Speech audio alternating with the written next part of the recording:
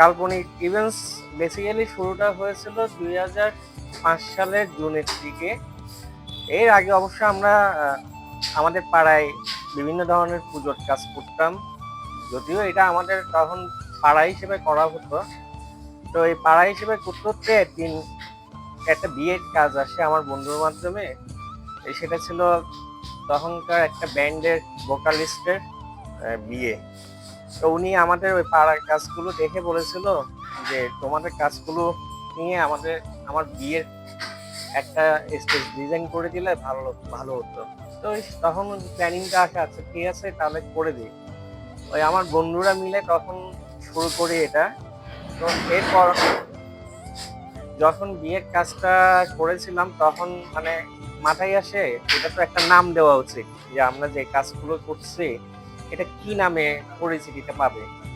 তো তখন আমার মাথায় আসে আমরা তো আসলে সবকিছু কল্পনা করে করে করি, তো সেইখান থেকে কাল্পনিক নামটা দিয়েছিলাম।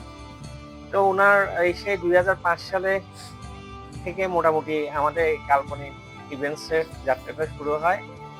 এরপর টেরিবাজারে পুজোর কাজ করেছিলাম 2006-এ।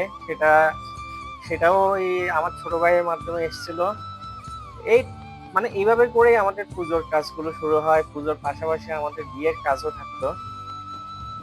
দুর্গাপূজার কাজটা আসলে আমরা বড় করে শুরু করেছিলাম 2012 সালে পিকেশনের সাততলার পুজোর মধ্য দিয়ে। পিকেশনের সাততলায় সে বছর ওই একটা সমুদ্রের তলদেশে দুর্গার কাজ করেছিলাম।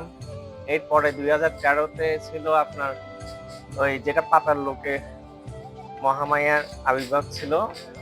তো এইভাবে করে মোটামুটি 2012 সাল থেকে আমাদের দুর্গাপূজার কাজের যাত্রাটা শুরু হয়।